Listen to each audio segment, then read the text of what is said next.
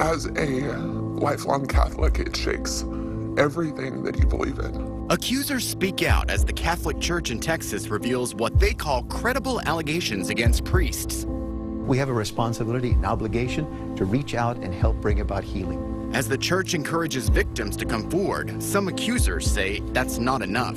They want justice in court. The only way that someone starts paying attention is they start criminally prosecuting. But we discovered it may be more difficult to make that happen here in Texas.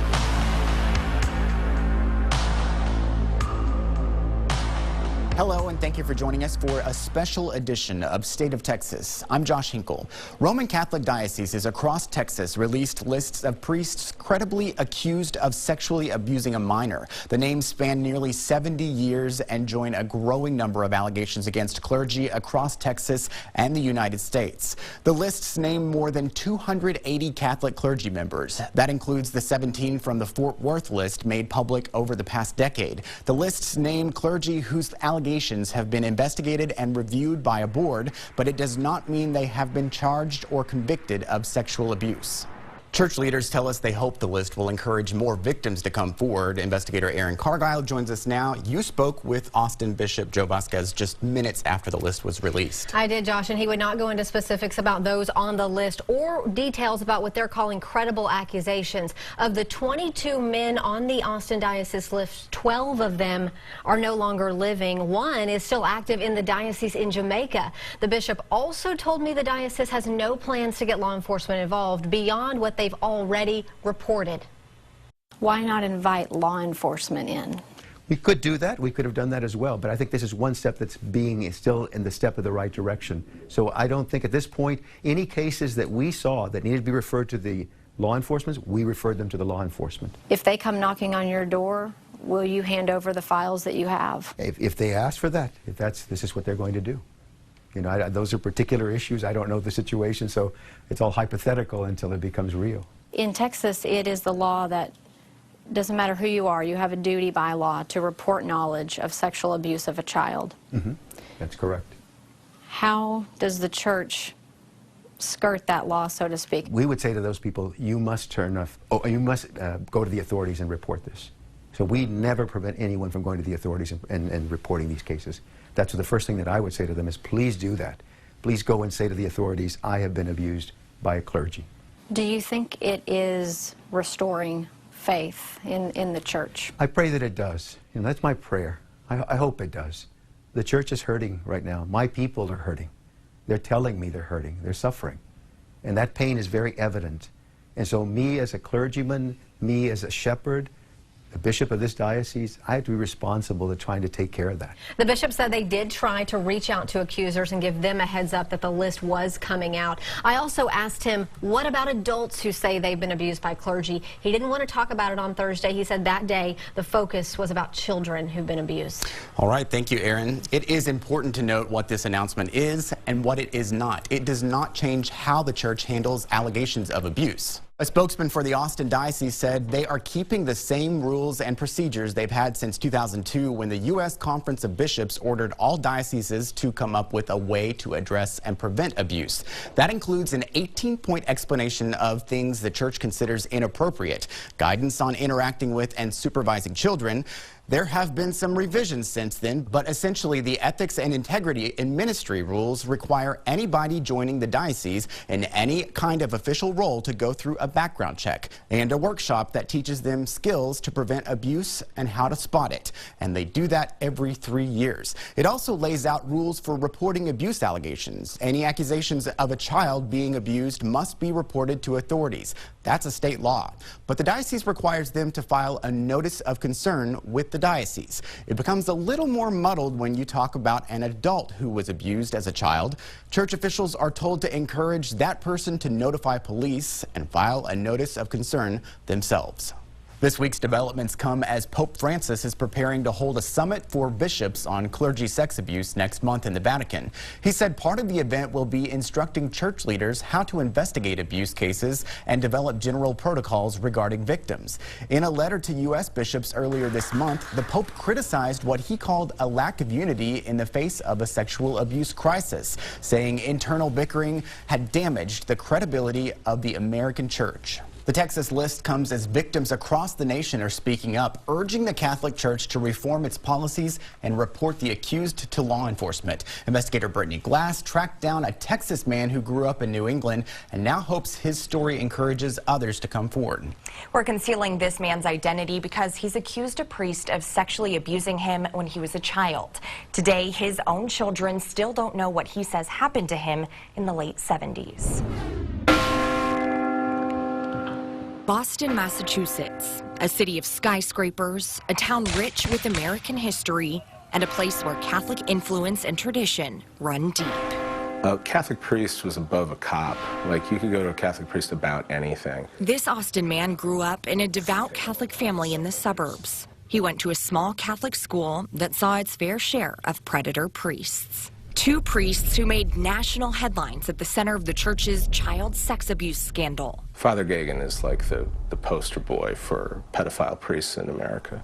Father John Gagan, a serial child rapist who went on trial in 2006, was convicted and later killed in prison. The #1 student got the Father Gagan Award. I got that award in 8th grade. He was a pedophile. And Father John Hanlon, sentenced to life in prison in 1994 for raping a teenage boy. But Hanlon always gave me a very strange feeling. But he says his abuser was a different priest who he confided in during a difficult time when just a first grader. He set up times to see me separately where he abused me. I didn't know what was going on because I'm 7, and I know this doesn't feel right, and I know this isn't right, but who am I going to tell?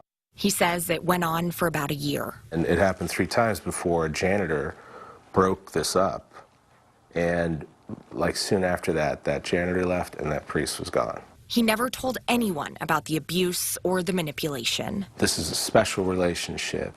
I'm going to, keep this between you and me, and you can come to me anytime you want. The emotional scars live on. Someone stole something from you. Someone stole something from me, and I can feel it. I look at pictures of myself before I was 7. I look at pictures of myself after 7 where I had a huge weight gain and was biting my nails till they bled. Now, nearly 40 years after the abuse, he says he's tried reporting it to the church, receiving few answers in return. Around the time that I had my abuse, within a year of that, he's listed as sick leave. The problem still gets shuffled. If they can shuffle it, they still try and shuffle it. I don't know why anything in Texas would be different than Boston. He's advocating for others. He wants to see justice in court. The only way that someone starts paying attention is they start criminally prosecuting. That man also says he doesn't even know where that priest is today or if he's even still alive. Well, what did the school tell you? Well, Josh, when he tried to get the records, we were told he was a priest for the Society of African Missions, not with the Archdiocese of Boston. But we checked, and this priest has never shown up on any sort of list there either. All right, Brittany, thank you. We will check in with you a little later. Some survivors of those abused by priests have been urging people to reach out to the Texas Attorney General and demand an independent investigation. We filed an open records request for copies of those letters and emails and ran across some pretty personal stories. This is a stack of letters to the AG, and there's more than 100 messages in here, some from people who say they were abused by priests and clergy. The AG's office removed their names for confidentiality, but we still want to hear what they had to say in their own words. I am a fervent Catholic and have been subjected to sexual grooming here in Texas. Many Catholics are angry and want these clergy held accountable for their actions and face possible incarceration if their crimes warrant it. The grooming, the gaining of trust of both victim and family, the isolation of the victim. The church does not support the victim. It supports the clergy. Many victims, including myself, have gone to their church for justice and healing, only to find a self-serving institution whose only goal is to protect the church and its leaders. I am a survivor of sexual abuse by clergy. I know firsthand the pain and suffering experienced by those abused at the hands of clergy. The pain goes deeper than the sexual abuse itself. It not only involves the spiritual impacts, but also the undue stress associated with the discrediting and minimizing of the abuse by the Catholic Church. There was a case at the church I attended where the priest was sent off for quote-unquote treatment and abused again. He reportedly was supposed to have abused numerous children. He has since passed away. As a victim of torture and abuse by a priest as a child, I implore you to conduct an independent investigation. These survivors deserve better from your great state. We all deserve to be heard and justice to be served. Those are just a few examples of what Texans told the AG. Upon receiving these letters, the AG did tell them to contact their local law enforcement if they had not already done so. So why doesn't the Texas Attorney General take a more active role? We'll look at how the state's top law enforcer lacks the power to investigate complaints pouring into his office. And our investigators look to places across the nation already tackling this problem. Sends another very clear message. People across this country are listening. That the era of institutional cover-ups has ended. The success of one state's investigations and why that could be hard to duplicate here in Texas.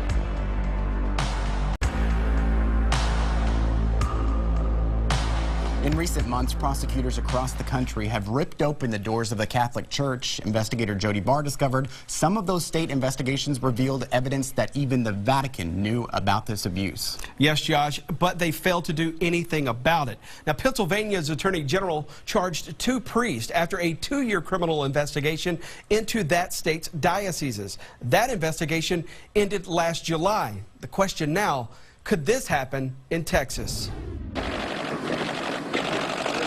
Father David Polson is one of 2 Pennsylvania priests arrested, charged, and convicted of weaponizing faith to molest children. Polson and Father John Sweeney are the first priests charged in what's now known as the most in-depth priest sex abuse criminal investigation so far. Pennsylvania's Attorney General assembled a statewide grand jury to investigate 6 of the state's 8 Catholic dioceses. Last year, the grand jury report revealed 301 predator priests in those 6 dioceses. The Philadelphia and Altoona-Johnstown dioceses were investigated by prior grand juries. All told, since 2011, Pennsylvania grand juries identified 372 Catholic clergy members as sexual abusers there, and it was all kept secret until the search warrants landed on church steps. Sends another very clear message here in Jefferson County and all across the Commonwealth of Pennsylvania, and indeed I believe people across this country are listening, that the era of institutional cover-ups has ended. Despite what Pennsylvania's AG exposed there, Texas has no plans to do the same. Texas's top law enforcer is leaving it to district attorneys and to the state's 15 dioceses to handle sex abuse allegations themselves. We listened to victims, and one of the things that they articulated was an experience and a frustration of not having been heard and not having been believed. In 2007, the Fort Worth Diocese released a list of clergy with what it called credible allegations. It's the only Texas Catholic diocese to do that. The list included 17 names with allegations dating back to 1969. 11 of those clergy members are dead. Only 2 of those named were convicted and sent to prison. The first was Father Thomas Texar, who was a priest at 5 separate Fort Worth area parishes. He was convicted of molesting an 11-year-old boy. Texar died in a Texas prison in 2015. In October, a judge handed down a 5-year prison sentence to the deacon of this Wichita Falls Catholic Church. Russell William Detweiler pleaded no contest to aggravated sexual assault of an 8-year-old girl. Now, Dallas law enforcement is hunting for another priest, Father Edmundo Paredes. He's accused of molesting 3 boys in the Fort Worth Diocese while ministering to a parish and a school. When there is a wolf in sheep's clothing, that is startling enough. But when there is a wolf in shepherd's clothing, that is horrendous. And so therein lies our grave concern. Paredes, the diocese says, is now on the run. Still, we've received no indication from Texas of plans to do anything like what was done in Pennsylvania. Josh? Well, we reached out to the Texas AG's office. A spokesperson told us they do not have the legal power to investigate unless they're asked by the district attorney's office to step in and help. Some states have the ability to go in to an issue where there's reports like these and blow the whole thing up and prosecute and take down. In Texas, the law is set up differently. Rylander says state law does not give the Attorney General primary jurisdiction over these cases. Primary jurisdiction is the ability to investigate a local matter alone. Investigating and prosecuting allegations against priests must begin with local police and district attorney's offices, he says. They must ask the AG to step in to lead or to help on a local crime. We did find out lawmakers have the power to change that. Some told us they're interested in exploring it this legislative session. Austin Democrat Eddie Rodriguez said he would support legislation that gives the Texas Attorney General the authority needed to protect Texas children and shine light on institutional cover-ups of such heinous illegal activity. Another Austin Democrat, Celia Israel, echoes that, telling us priests and other religious leaders are not exempt from the law, and no institution should get away with hiding criminal activities. I've had many sleepless nights. I've had many tears shed over this. Ahead, we hear from an accuser in Austin who says her priest assaulted her during confession. Our investigative team works to track down that woman's alleged abuser and reveals a lawsuit with several other women accusing the same priest. That's coming up on this special edition of State of Texas.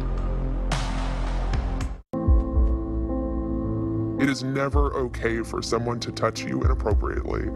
And when that comes from a supposed man of God, you really begin to question everything.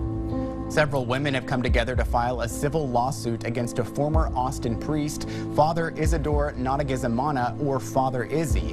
One of those women tells investigator Brittany Glass the priest used his power to isolate, then assault her during confession. She agreed to speak with us if we protected her identity, and as you mentioned, she is part of that civil lawsuit, which claims the Austin Diocese moved the priest from one parish to another to cover up complaints like hers. You're already in a vulnerable position when you are in the confessional. It's seen as a sacred space. As a predator, he took advantage of that vulnerability. This woman says confession with Father Izzy escalated to assault. I was completely terrified. She says the priest touched her inappropriately, then wouldn't let her leave. I didn't know what to do. This woman never called police. She told herself she didn't have to. She says she trusted the diocese when they told her they'd take care of the issue. We fully expected to have their full support of us. And when that didn't happen, it was alarming to all of us. They don't do anything to keep us safe. And for that reason, I don't go to confession anymore. She says when she complained, she was told there was nothing the diocese could do. After all, confessions are confidential, secret. They could not ask him what happened because of the seal. I understand that my words are protected, but his actions are not. Still, Father Izzy remained at St. Thomas More. To continue to attend Mass and receive communion from him, it felt like we were being put in our place. A lawsuit filed by this woman and 5 others with similar stories claims the diocese knew about Father Izzy's behavior before he arrived at the Northwest Austin Parish in 2012.